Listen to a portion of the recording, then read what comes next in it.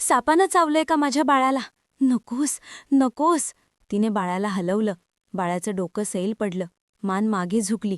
ओठ कंपवत बंद होत चालले. बाळाचा आवाज आता जवळजवळ नाहीसा झाला. फक्त मंद कराह. आईचं जग त्या क्षणी कोसळलं.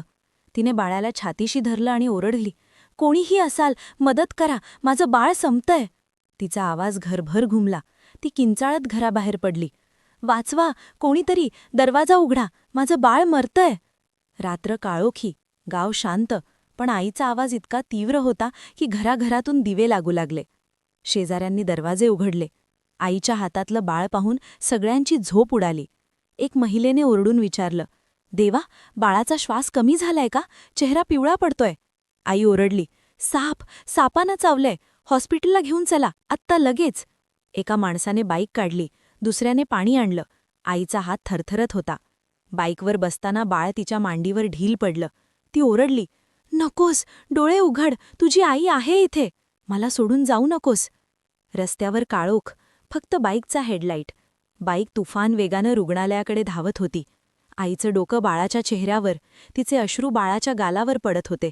ती सतत पुटपुटत होती, रड ग माझ्या प्रेम, फक्त एकदा रड, एक आवाज दे, कृपा कर. पण बाळाची मान सैल, हात गार, ओठ पांढरे. हॉस्पिटल गेटवर बाईक थांबली. आई बाळाला घेऊन धावत आत गेली. डॉक्टर प्लीज, माझं बाळ श्वास घेत नाहीये. डॉक्टर आणि नर्सेस धावत आले. बाळाला स्ट्रेचरवर घेतलं गेलं.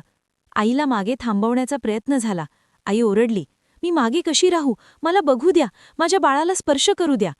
नर्स म्हणाली, मॅडम, आम्ही प्रयत्न करतो आहोत, तुम्ही शांत राहा. पण आई शांत कशी राहणार? ती काचेमागून पाहत होती. डॉक्टर बाळाच्या छातीवर दाब देत होते, ऑक्सिजन लावत होते. मशीनचे बीप अनियमित. आई धडधडत्या हृदयाने ओरडली, बाबा, माझ्या बाळाला काही होऊ देऊ नका.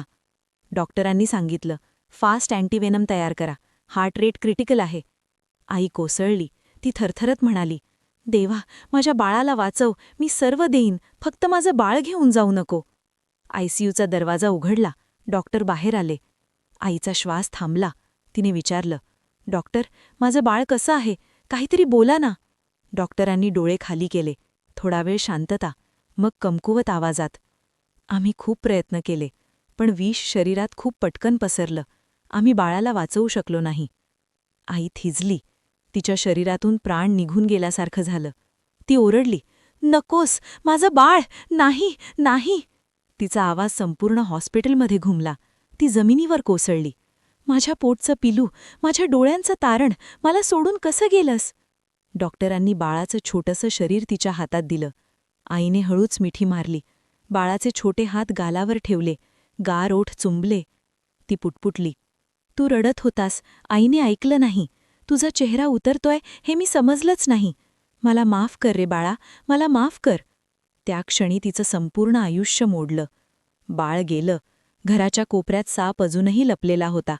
गावात बातमी पसरली, एका क्षणाच्या चुकीने 3 महिन्यांच्या बाळाचं आयुष्य संपलं. आईचं रडणं अजूनही शेजाऱ्यांच्या कानात घुमत होतं.